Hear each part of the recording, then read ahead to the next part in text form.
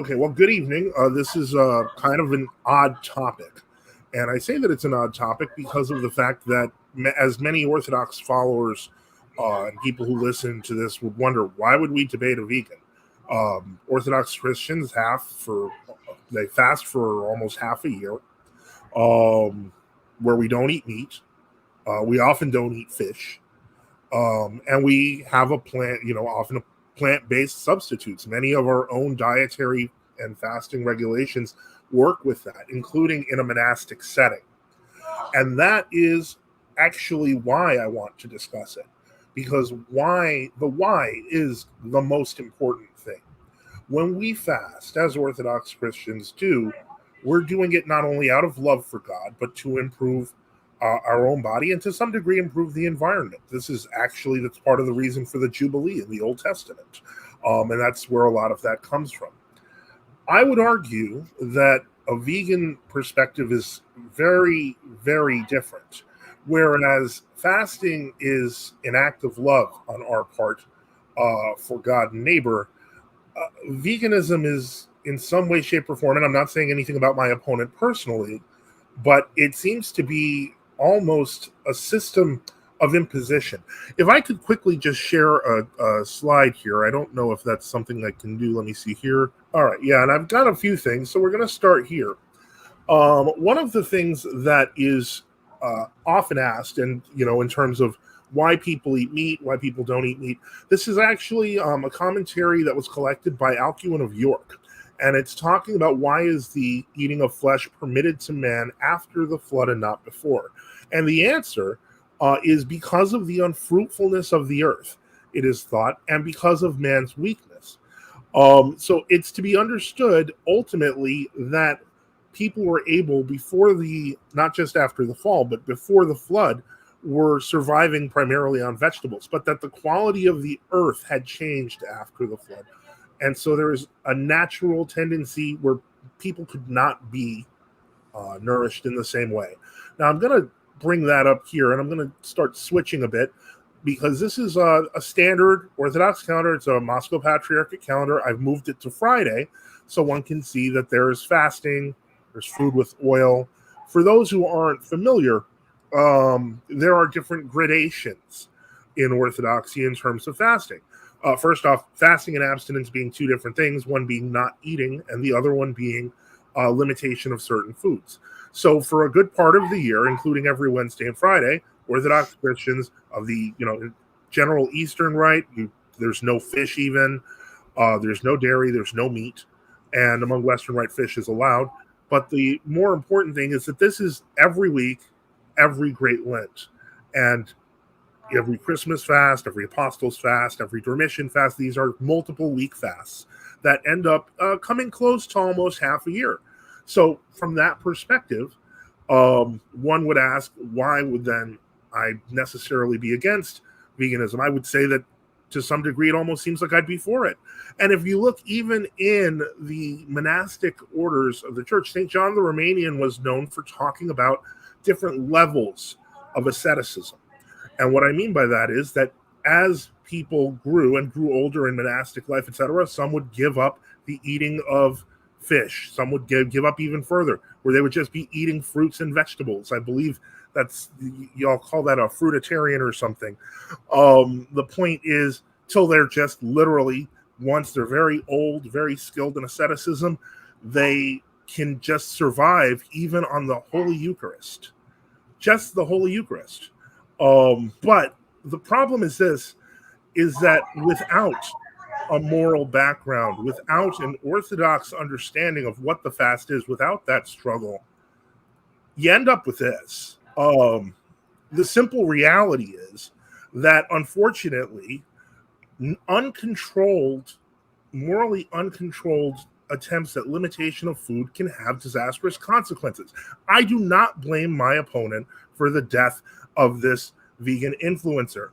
I do not blame my opponent for the death of this little kid who died because of the fact that she was being fed. The boy was being fed almond milk instead of real milk. Those people are victims of a system that is destructive. And I hate to say this, but even vegan gains here. I did not know I was going to be debating you until today. I thought I was debating another vegan, so you're kind of a vegan substitute.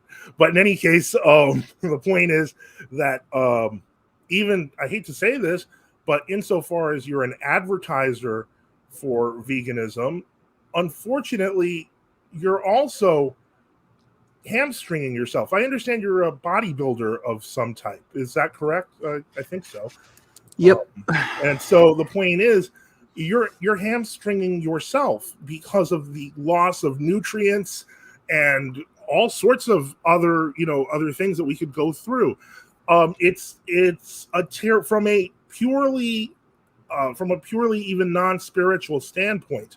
There is no real good case to be made for restriction of all animal content. But more importantly, from a spiritual standpoint, it's actually destructive. I understand that a lot of the whole modern vegan mythos is very similar to a kind of karmic retribution, that sort of thing. I don't know what your belief system is on that. I think it's worth discussing. But the point is, there's a lot we can do for our part, for God, for man, and for the earth, being good stewards of it. I just don't see veganism as some way that's even feasible. And I think I'm going to leave it at that. And thank you. Thank you so much for that opening statement. Vegan Game's going to give you the same amount of time to respond, 7 minutes on the clock. You can take as much of it or as little of it as you want before we open the floor. Go ahead. Yeah, so I think we have a surprising amount of agreement. Coming into this, I thought you were going to have a different perspective, but one way in which we differ for why we might have an interest in eating a plant-based diet is just where we ground ourselves. I think you ground yourself in Christian ethics. I ground myself in a more modern idea of human rights, and I believe animal rights are a logical extension of human rights. And I don't see a substantive enough difference between humans and animals to where I would deny animals human rights. And I would just challenge anyone who disagrees with that to name a trait or set of traits that animals are lacking. And in order to be logically consistent, if these traits were lacking in a human being, you would have to accept the idea of taking away those human rights from a human being, if your basis for taking away human rights from animals is a lack of those traits. On top of that, to respond to your claim about hamstringing yourself, being, having issues with nutrition, you can get all the nutrients you need on a vegan diet, including things like B12, vitamin D. We do have modern technology on our side where you can take B12 supplements. You can take multivitamins if you need to, and I think for the entirety of the world, multivitamins and supplementation have been a benefit.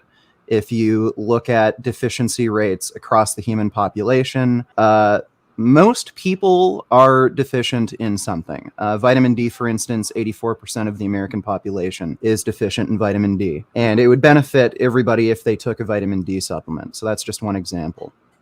On top of that, in terms of macronutrients, you can get all the fat, carbohydrate, and protein you need on a vegan diet. There's not a substantive difference when it comes to bioavailability of protein on a vegan diet. There are some differences, but generally there's about a 3% or so difference in terms of bioavailability. And when you look at nitrogen balance studies, the slope and intercept of nitrogen balance seems to be identical between vegan and omnivorous diets, so long as protein is equated. So that's just my opening statement. Thank you for that opening statement. I do have a couple of questions. I mean, just leaving aside vitamin D supplements, because ultimately that could be solved if the American populace walked outside every morning for 5 minutes, because vitamin D naturally produces in the body. But more importantly, one question I did have for you is, and I mentioned this, the whole bodybuilder thing. You mentioned supplementation. That strikes me as, I hate to say this, but kind of hard. One of my sons, I have a few sons, but one of my sons got into bodybuilding for a while, especially during the earlier period of his young adulthood. and got really into it. Now I noticed he'd be eating things like he'd eat like 4 or 5 chicken breasts at a time, and stuff like that because of the massive protein levels. I'm not even sure how that would be done, because even things like the Impossible Burger, which I am very much interested in, does not actually have the same nutritional profile as a burger made of ground beef.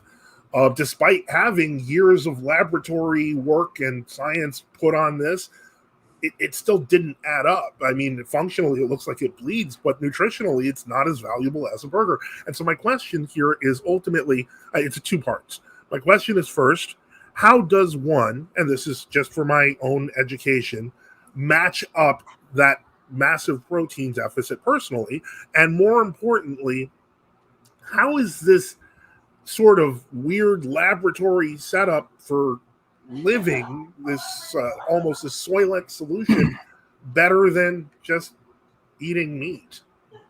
Yeah, sure. Our body's designed for it.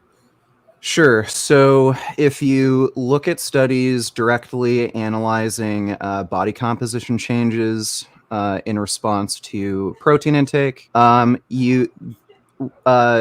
it seems like the most amount of protein you can intake and actually benefit from and grow more muscle is about 0.75 grams of protein per pound of body weight. So for a 200-pound man, that would be about 150 grams of protein. That's extremely easy to get on a vegan diet. So you could eat just normal whole foods like tofu, beans, lentils. You could also eat things like seitan, not Satan.